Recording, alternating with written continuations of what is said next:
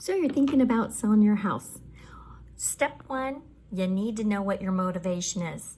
You have to discover timeframes and how much money are you going to net out of the sale of the house. And then where are you going to go? Letting your agent know this information is going to be the best course of action to protect your interest in that real estate transaction. Discovering how much you're going to net will also assist you on, are you going to sell the house before you move? Do you need that money in order to buy the other property? Are you cashing out so then you can go travel? Or you're looking to start buying in investment properties and you already have another property that's paid off, or you're going to move into that one.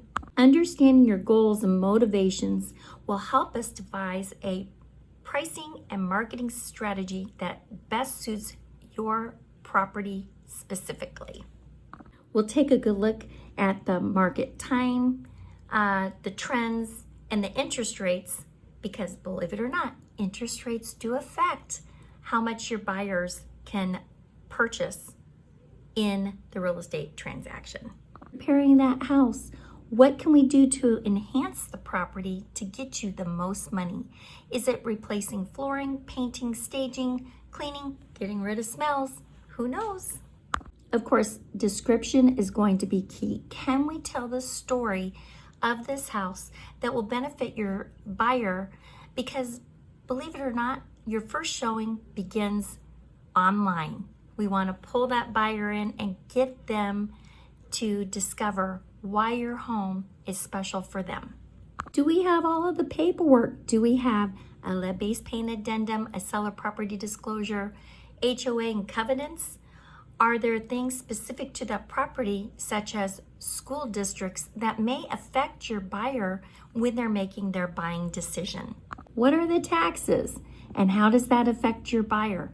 Will it keep the buyer within budget, or will it make the buyer step out of the budget because debt to income ratios?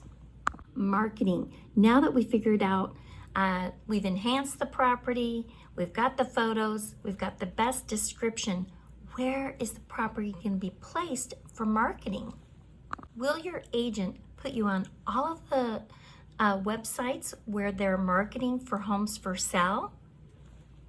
How about email blasts, postcards, door knocking, open houses, mega open houses, text campaigns, signs, directionals, and more?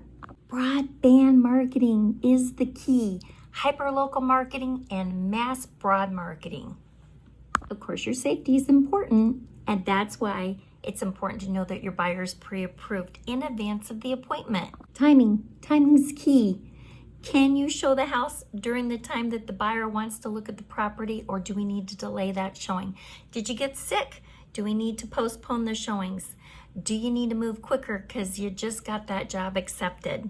Once the property goes pending, who's in charge of getting the earnest deposit there? And what happens if that earnest deposit, well, it bounces? And yes, that does happen. Or what happens if your buyer loses out on the transaction because they lost their job?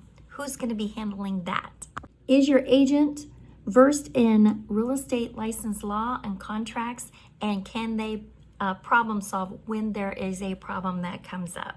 And at pending, of course, you may have some contingencies like home inspection contingencies, appraisals, buyer's financing, buyer walkthrough, and of course, any repairs that may come up from the inspections.